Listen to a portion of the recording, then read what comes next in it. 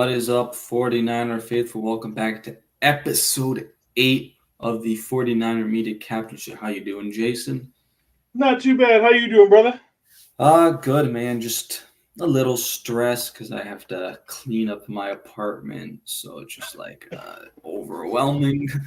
Oh, you do not have the stress of being unemployed right That's true. That's very true. But but otherwise, yeah, man. Finally done with all the draft goodness. It's a good week. You know, we can talk these the UFTAs and all this kind of stuff, and then we're gonna get pretty much guaranteed to get a schedule this week.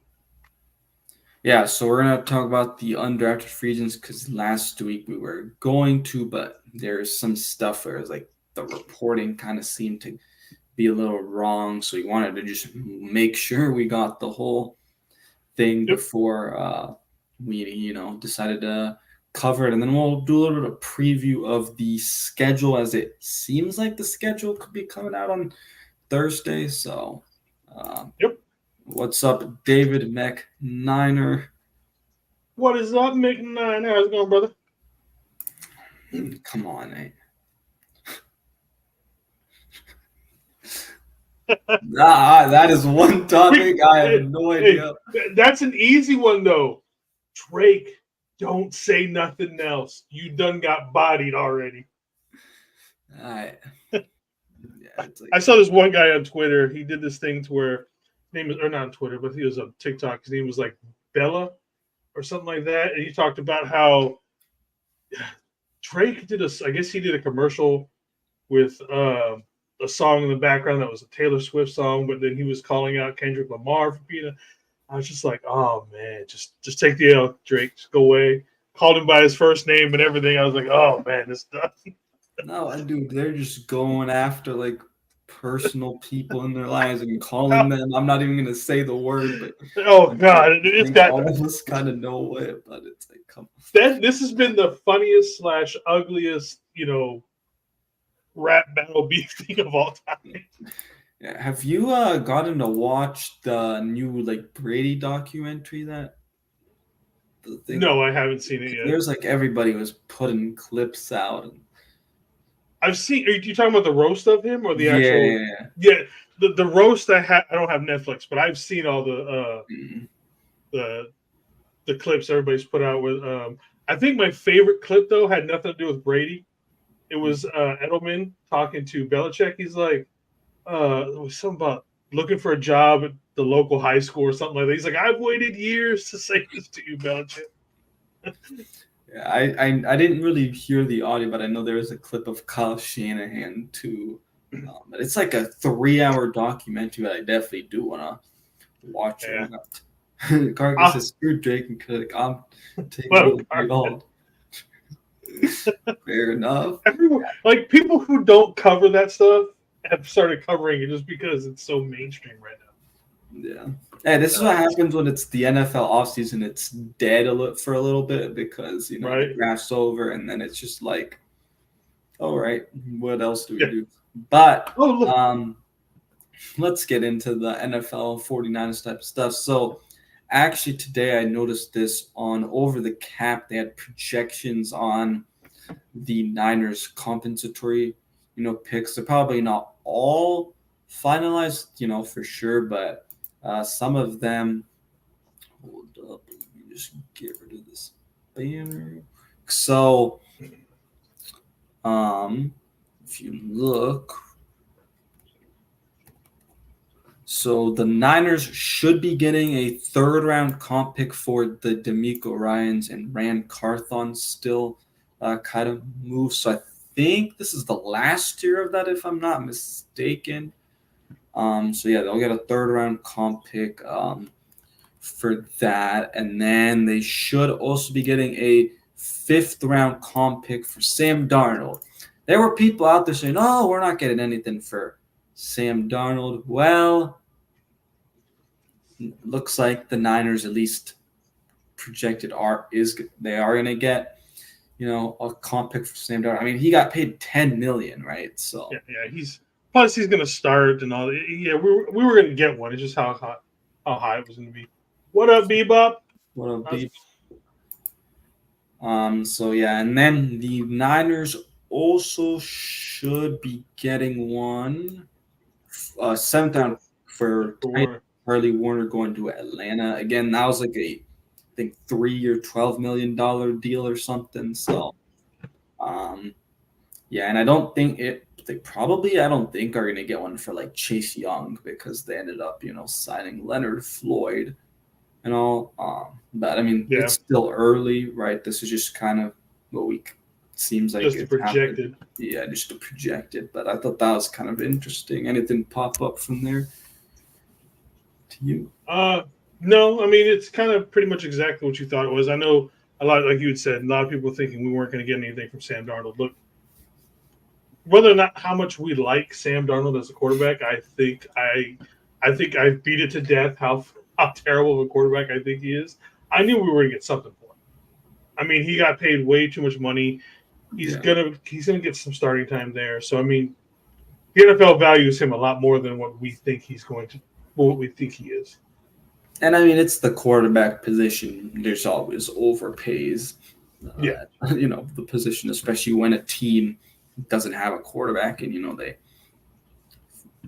don't bring back a guy that's especially been with the franchise for so long. Desperate. But yeah, I saw something about like where they drafted. What's his name that they got?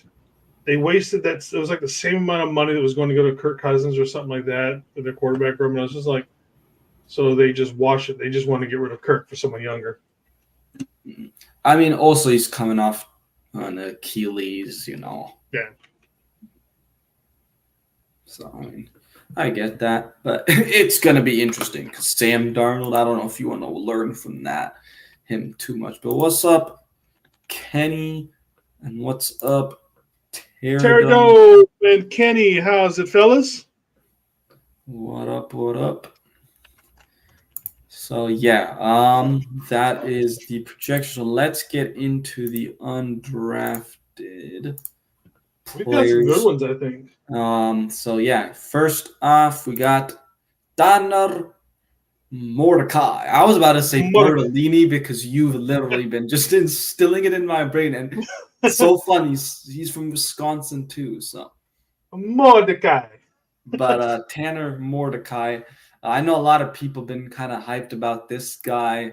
We'll see. I love his last name. I think he's got the coolest last name. Yeah. He is fast.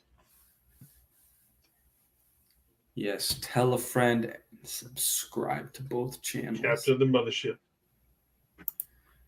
So yeah, Tanner Mordecai actually transferred. So before going to before going to Wisconsin, he was at SMU. Throwing the ball everywhere at SMU. Yeah, before that, Oklahoma. Wow. Okay. Yeah, just throwing the ball everywhere, and then he went to Wisconsin and barely even threw the ball. Yeah, but SMU was actually his best year in terms of touchdowns. 39 to 12 interceptions in 2021, and then 2022, 33 touchdowns and 10 interceptions. So the interceptions were a little bit high, but he's shown the ability. And then I guess Wisconsin just really didn't help him too much because 9 touchdowns to 4 interceptions. I just think there's not enough tape on this guy and not enough concrete kind of evidence on how he is as a player because he's been kind of up and down, and I think that's mainly also why he went undrafted. But the Niners like to have multiple quarterbacks during training camp. Watching him, especially in like SMU and stuff like that, honestly reminded me a lot of Brock at Iowa State. So it's a very almost similar play style for college at least. Take that obviously with a big old grain of salt to whether or not you think that's going to transfer over. But like I said, I mean, he was exciting to watch, except for that last year at Wisconsin. Yeah. What I do like about him is though he's mobile. He's shown that he can go out of the pocket. So, yeah, I think honestly, I don't see him making the roster. I think that the three quarterbacks are probably going to be, obviously Brock Purdy, Joshua Dobbs, and then Brandon Allen.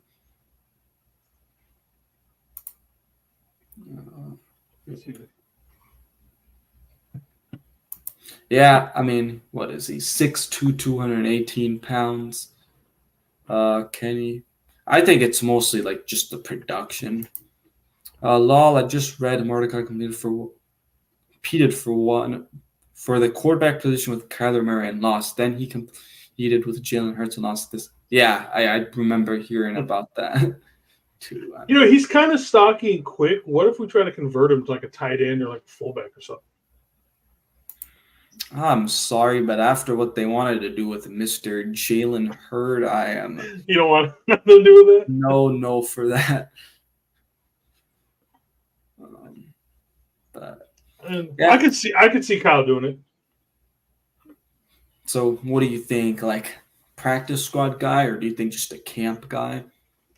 I think if it's going to start out as a camp guy for the most part, maybe he comes in, shows a little something. Like I said, I'm curious if we're going to try and switch him over to a different position.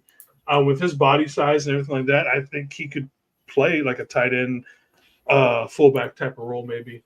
Or maybe we do this, like Pterodome just brought up. The report right there. I saw that one. Yeah. How would you feel as Justin Fields be like, really? I'm a quarterback and y'all want me to return kicks? That's like the most insulting thing. He's like, all right, I didn't get any weapons at Chicago, but now you're making me change positions here in Pittsburgh. Like, yeah, I got no weapons in Chicago. Now you want me to be the weapon? Hey, you know what? Maybe he's going to turn into the new Slash. He's going to be the new Cordell Stewart of the NFL. We have for those of you who don't remember Cordell Stewart from the Steelers back in the day, played a little bit of everything until I want to say in finally his fourth year, he finally converted over to quarterback for the full time. Yeah, but I think he's probably going to be more of a camp body anyways. Kyle Shanahan just likes to have 4 quarterbacks. I don't expect him to get many snaps. I think if there's a quarterback battle, maybe it's probably Brandon Allen and Joshua Dobbs to where the most of those second string snaps are going. And it's going to be fun to finally see Brock Purdy not have to deal with an injury. I'm excited to see because he's getting a little bit buff. He's a married man now, right? So I mean, he's probably going to get majority of the work. What else can we say? It's kind of weird because for the last how many odd years we've gone into this off season like talk quarterbacks. Now we're like, yeah, it's just Brock Purdy. Nothing else to talk about. Wait, who was it?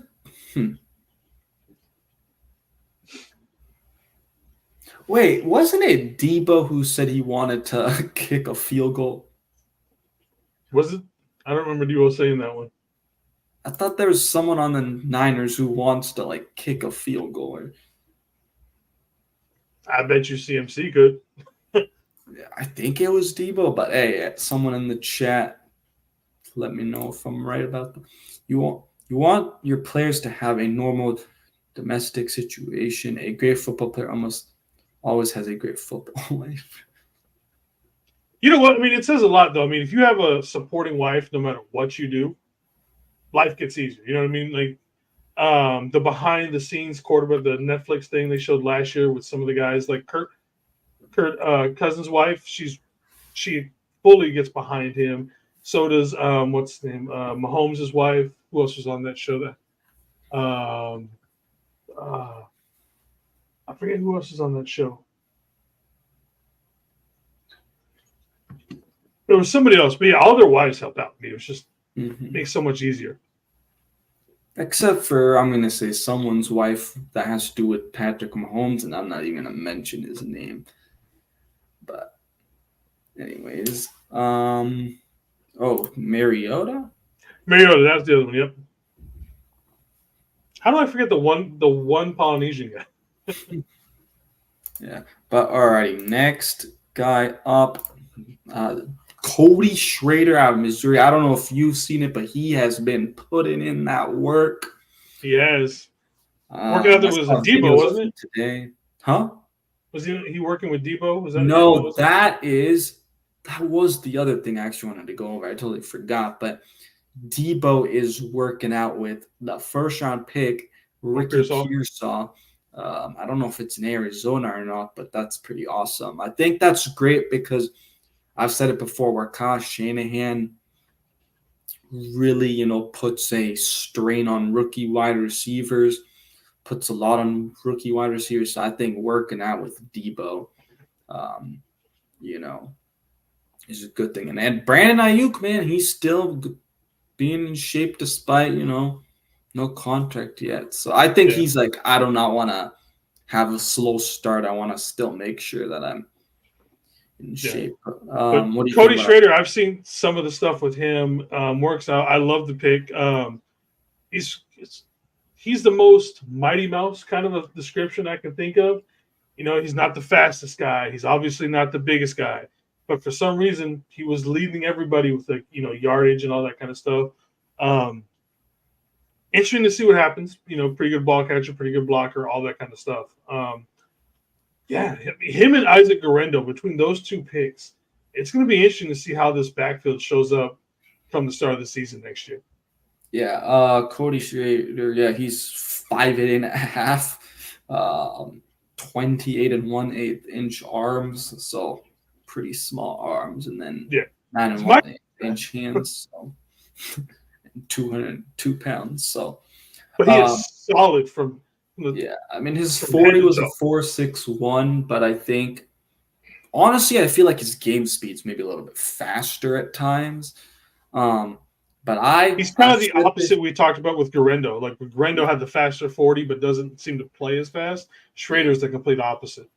yeah. And I even said this on Twitter last week, but I see Cody Schrader making the roster over Jordan Mason. Yeah, I wouldn't be surprised. Like I said, they got two guys in there who are better at blocking, especially. Mhm. So I wouldn't be surprised if one or the other, if not both, make it over him. And especially if And you're trying to pass the ball more like you think with all these weapons, like yeah, you want to have the running backs protect, and give CMC some time I just off. want to know when Mitchell's getting cut. It's gonna happen. Yeah, we'll see. Next up, I think this is everyone's favorite because the 49ers do get a legacy player. Jason's like, Tariq Owens out of Missouri State. I don't see him making this team or anything. I think he's just a practice squad guy that they'll have kind of with Tay Martin and possibly even Trent Taylor. So it's all cool for the legacy and stuff, but this room is just stacked. So, like, we can barely fit Ronnie Bell on this team. I don't see Owens making the team. I thought of the three legacy players, he was by far and away the lowest. Like I said, I would have taken Luke McCaffrey and Frank Gore twice over. And that's Oh, not yeah. necessarily a knock on him, but I mean, he had like 580 yards in one or 550 yards, something like that, for the entire season. 120 of them came in one game, and I realized that he played on a team that didn't throw a whole lot, so it's not like he got a whole lot of opportunities. But let's be honest, this pickup was 100% just by name. If we were just going to pick up somebody just by name, we should have got Gore. Yeah. At least with that, there's somewhat of a more sensibility of like actually possibly doing something rather than someone like I said, great. He looked great at the open day. Cool. But again, he just there's nothing on tape or anything to show that impressed me a whole lot. Yeah, I think you're right. And again, like I said, it's just such a stacked receiver room. I think he's just kind of because of the legacy. I mean, the reason I could also see why maybe Frank Gore Jr. went to like the Bills is 'cause, yeah, they have multiple running backs, but they don't really have a running back too. So Yeah, they don't have a great running back to like back up there's a anybody chance there. he could actually make their roster. So I think that's kind of why. And obviously Frank Gore also played for Buffalo. So um, yeah. But yeah, It's next up, interesting. tight end Mason Oh, Pline. my bad. No, you're good. It's an interesting way of looking at it. Nah, I get it's a it. business. I don't take whatever. But yeah, tight end Mason Plime from Furman. He is one of my favorite guys. He actually played basketball there as well. 6'6", 254 pounds. I think the biggest thing with him is, and he even said this, I was actually listening to, was it on, it's either Steph Sanchez or, what's his name? Okay, maybe it'll come up in a sec. I can't even think of his name. But anyways, he was saying like he needs to work on cutting, his routes. Like he can run them a little bit faster. But I actually like this guy too because he can go up and get it. I mean, again, he's 6'6", 254 pounds, basketball type of player. That type of mentality to me, I think helps. In this tight end room, you have question marks after George Kittle. Could he possibly make this team? At least I think a good guy you could develop if he doesn't. But I like this pickup. Yeah, I like the idea of him, especially being a someone you can develop. Maybe not this year, maybe next year, the year after, kind of a thing. He's very raw, but he's got like I said, he's got great size. He's got like the perfect height, perfect weight for a tight end. I could see him high pointing a lot of those balls, doing jumps and everything like that from basketball and stuff like that. So like, as far as the physical part of it, he seems to hit every mark on it. It's maybe depending on how make the team this year. I don't think he'll necessarily make the active roster this year, but I definitely see him sticking around. Can he stop? But yeah, the I guy hate I was I hate that I thinking shaved it. the guy I was thinking of was Guy Haberman. No, guy. Yeah. I need a clean shaven now that I'm unemployed. I have to go to interviews and everything. But yeah, I I was think this guy. I'm interested to see how he looks in camp and the Yeah, I preseason. can't wait to see preseason games. He's definitely going to get a lot of playing time, more than any other tight end, I bet. Yeah. Next up, offensive tackle Brayson Mays from Southern Miss. I honestly don't know too much about this guy, but I like his size. I like the way he moves. Another guy who didn't give up a whole lot of sacks or pressures. yep. So he's got that, again, kind of like with applying more, it's going to be more of like that the long term. Maybe maybe like a long term answer, like maybe like a right tackle kind of a thing. But big old guy moves pretty good on the inside and stuff like that. So, but another project one. Yeah. Alrighty. Next up, this is one of my other favorite guys, center Drake Nugent out of Michigan. I definitely like him. I think that I see him actually making the team. He was the All Big 10 or 12 or whatever it was center.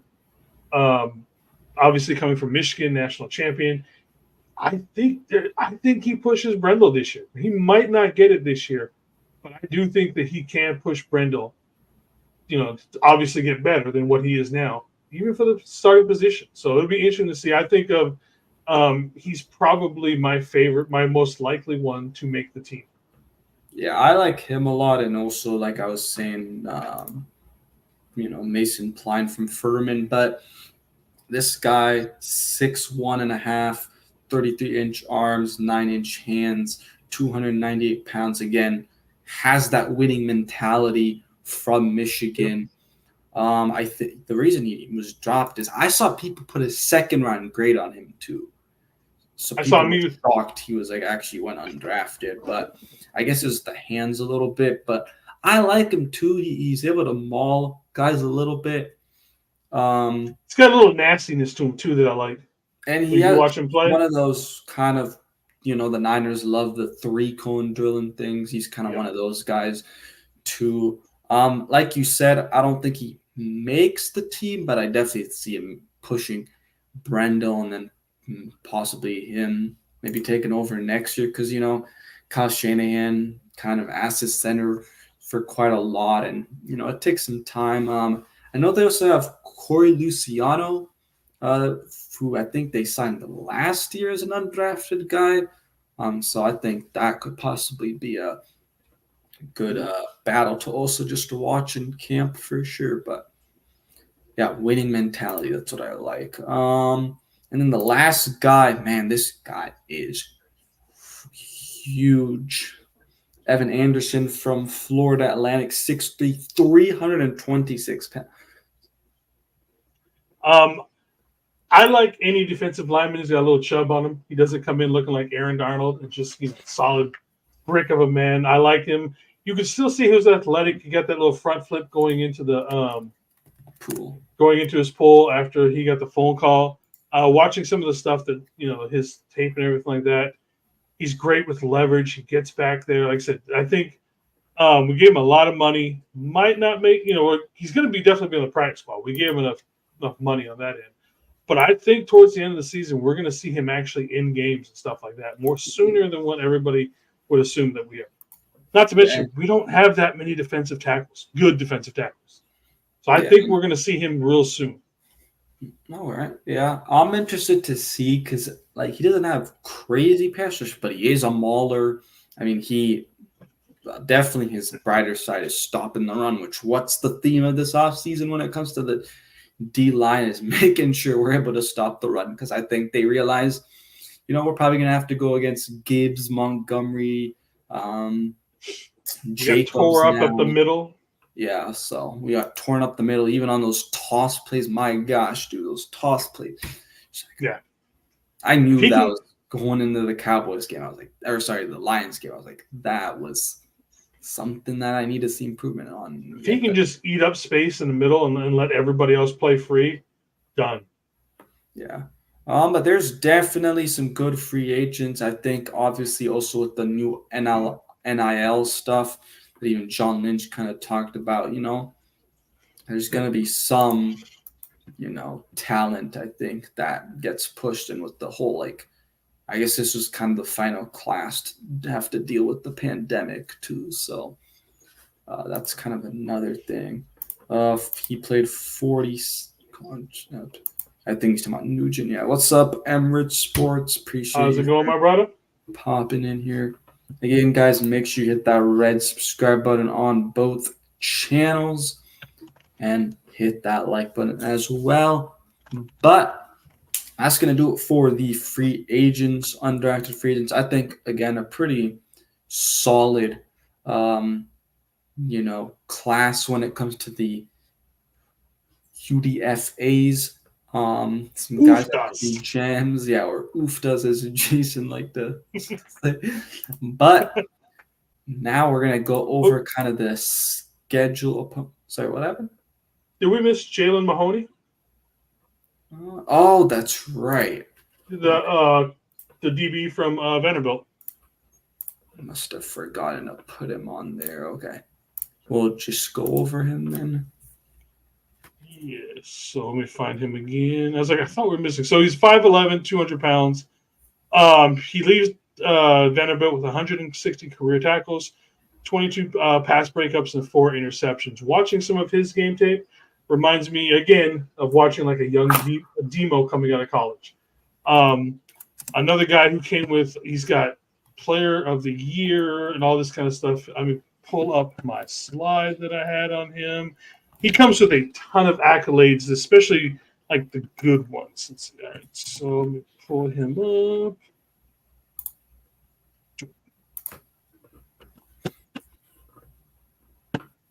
He was a team captain, honorable mention for the ACC. Started 11 games. Let's see. 5th among SEC safeties in Pro Football Focus run defense at an 80.8. Had some really good games against the top schools. Made a career best 16 tackles, 10 solo versus Georgia, which is the most tackles by an SEC player in any game going up against Georgia. And then let's see. There was one other stat that I cannot find. Oh, and he was second on the team last season with 59 tackles. So it's another DB that we are bringing up that we've got that is definitely someone who is not going to be gun shy with getting in there with the run game. He's a pretty solid tackler. He doesn't really – it's kind of with Jerry Brown when we talked about him. What up, Dion? How's it going, my brother? So, Dion. someone who doesn't necessarily arm, doesn't do that, shoulder tackle BS stuff. He's going to actually go up there and tackle you. So that's good to see with him. Yeah, it also says that he has 160 career tackles, 22 pass breakups, and 4 interceptions at Vanderbilt. So, yeah, I Another guy think not afraid to go make plays. could this be another gem? Is he? Do you know if he's more of a safety or a corner? Because he's kind of played both positions, so we'll see how he turns out. Yeah, so and maybe could this be another undrafted kind of a gem that they have at the DB position in the next? Yep. Definitely. What's up? How's it, Danielle? Danielle, what's up? What's up? Appreciate everybody in here again. Make sure to hit that like button and subscribe button on both. Open up 2 pages. Yes. Watching on both pages. Yes. Alrighty. So now we're gonna preview the schedule. I'm gonna share the screen real quick. So here are some. All right, there we go. So these are the 49ers opponents. So obviously you have your division that you're going to play twice, right? The Cardinals, Rams, Seahawks, right? So you'll play them, twice. Then you have the Chicago Bears, the Detroit Lions, Green Bay Packers, and Minnesota Vikings. So that whole NFC North, you end up playing this year. Then you have the Cowboys, and looks like that is it from that division. And then you have Kansas City, which I think that's also pretty much it from that division. I think I forgot to mention, the Bear. You play the Bears as well, and then you play the Patriots, the Jets, the Bills, and the Dolphins. So you're going to play some playoff teams in the AFC. How's it crazy? So I think definitely going to be a tough schedule, but should be a fun one, to see. You have Tampa Bay as well. That could be an interesting one. So I'd say definitely a tougher kind of schedule in terms of the opponents. Oh, for sure. We're definitely getting that first place schedule this season.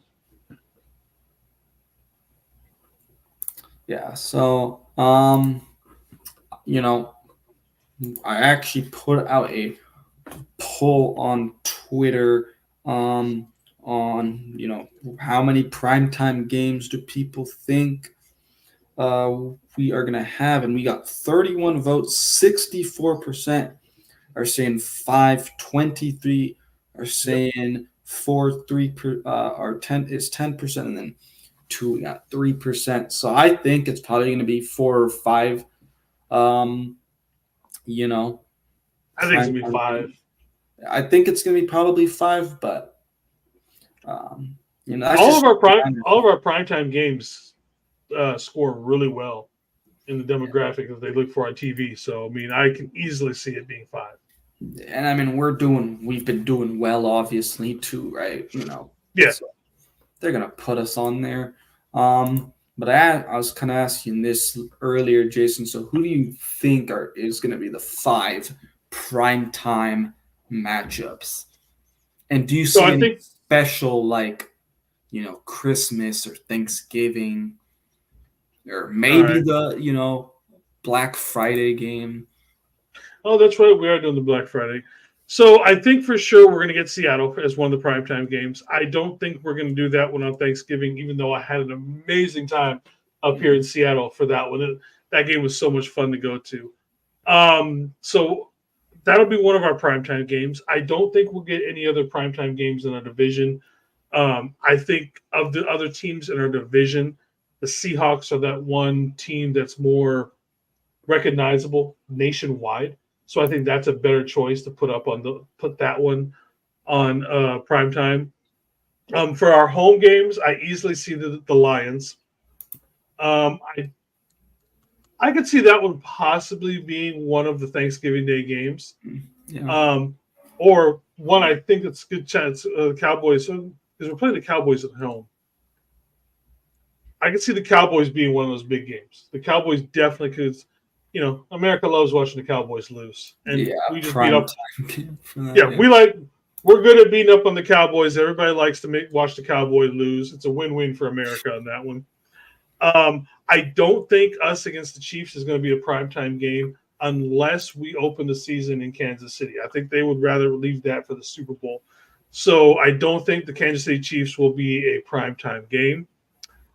For the away game ones, I can think it's got to be the Packers. I'm pretty sure that in Lambeau Field, us going there, that makes sense to put that one. As far as the other one, to me, it's kind of a toss up between the Bills and the Dolphins. I would say right now Dolphins, just because of the connection with we got so many other players. And Mike McDaniels. Thank you.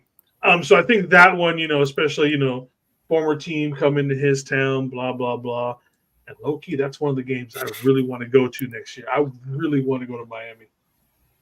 Case, look, McNiner, it's not the Sea Chickens, it's the Rainy City Bitch Pigeons. Got to make sure it's correct. If we're playing them on Thanksgiving, though, I call them the Sea Turkeys. Yeah, they're always going to be the Rainy City Bitch Pigeons to me. Yeah. So let's see. Did you get all? I think you got all your 5. Yep, right? I got mine. So for me, let's see. I think Seattle will be a primetime game. I agree with you. I don't see the Chiefs being primetime, even though that would be awesome. So I'm gonna go. I think Green Bay. Honestly, I'd be shocked if it's not, because just look what happened in the playoffs. Yep. Lions could be one if they do want to play us on Thanksgiving again. Possibly because the Lions are usually a Thanksgiving, game. So I think that could be a possibility. So let's see. That's 3. I honestly could see them doing the Bills, giving the Bills as a primetime game, just because it's Buffalo. Maybe because it's on the road a little bit. I don't know. I think just to kind of I can change see it Buffalo. up, be interesting. I could definitely see Buffalo. I wouldn't be surprised if that was one of them. Mm-hmm. And then I guess Cowboys. Yeah. Gotta have Cowboys. That one just makes too much. Cowboys in Seattle are just too easy. You know what's an underrated one? Minnesota? Nope. The Jets, because they have Aaron Rodgers, and we all know the connection between the Aaron Rodgers and the Niners. So could that maybe be a plus Salah? Yeah. I know that's more than 5, but I'm just kind of we're throwing kind of the ideas out there that what we would want and kind of what. Yeah, I didn't even think about the Jets, but now that you think about it, I'm questioning it now, because now the Jets with Salah and Rodgers and all that, it's like, ooh. You know what? I'm gonna say Green Bay, New York, Detroit, Cowboys, and Seahawks. Yeah, I think that would be a good one too. Honestly, I think the most likely things, if they're giving us one of those holiday games, is probably Thanksgiving. Please do not give us Christmas ever again. I don't want either of them, honestly. To be perfectly honest with you, I don't want either of them. As much as I had fun at the Thanksgiving game, it's just like, you know what?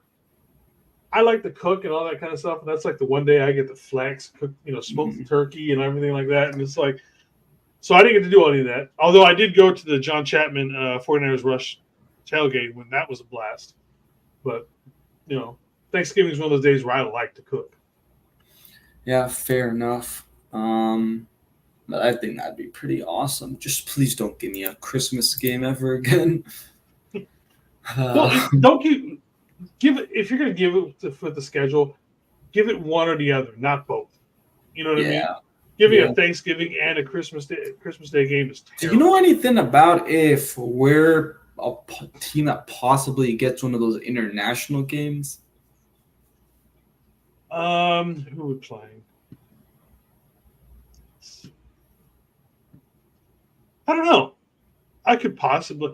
I mean, we have one of the biggest fan bases. I'm kind of surprised that we haven't had one. I honestly expected with the game last year against the Jags to be one of the international games with all the connections and everything like that. And yes, Kenny, I am. I go to at least that one every single year.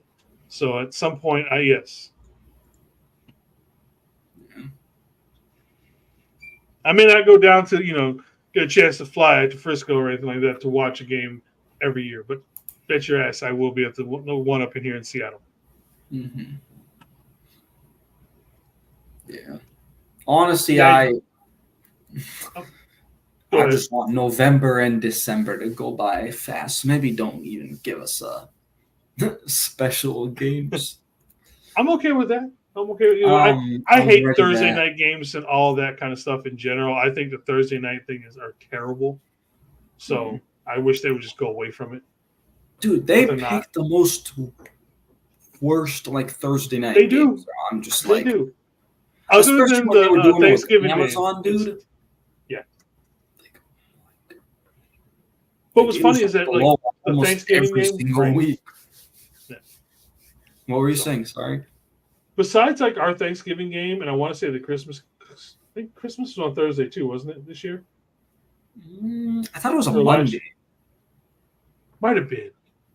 But yeah, just like I said, I hate Thursday games in general. Everything about Thursday, I absolutely hate. I wish the NFL would go away from it. I know they're not going to because they make way too much money on it and stuff like that. So yeah. Yeah. It'd be fun to have Friday, but I think because with some college and stuff, they can't. It's be hard to end up doing that. But honestly, I would kind of prefer that. But yeah, definitely going to be interesting. We'll kind of be on the lookout. You guys are doing a show for the schedule, or? Well, for radio, we're doing our wide receiver breakdown of what the room looks like tomorrow, along with basically schedule preview. And then I don't think we're going live during. I may do some shorts, TikTok type things when it comes out. We'll see how it goes. I might just pop on to other people's streams who are actually live. Because I think TJ's actually working, so I might just but I know Friday, the Friday show for sure, we will be definitely going over the schedule fully. Yeah. Okay. Yeah, I might go live. We'll see. But yeah, that is basically it. There's not really been any news. But remember, Niners rookie mining camp does start on Thursday. So that's gonna be the last thing we see for a month and a half.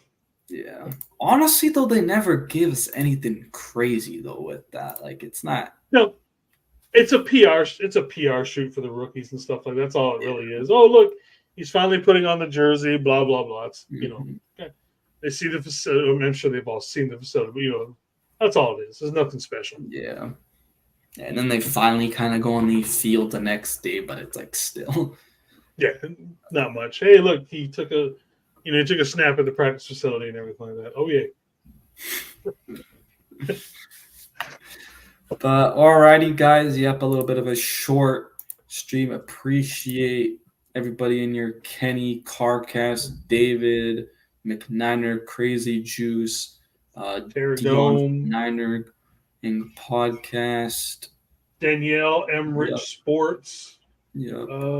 Terradome. Yep, Terradome we got. I think that was Sentinel Sports. Yep, Sentinel Sports. Bebop. Tegsy. Yep. Asking if we can cover the Drake versus Kendrick rap battles. And we ended up kind of having to do that. But anyways, guys, Buddy, appreciate you guys. Jason, so yeah, you said you kind of are doing that with TJ and stuff. I'm probably gonna now start doing some of those player profiles. I was kind of hoping to do it this week, but then I ended up being sick. Last week. So I ended up kind of been sick a little. So yeah, I should be starting kind of those up and probably some camp, maybe position breakdowns as well. So appreciate everybody. Yep. Bye for Ty Telly Lava.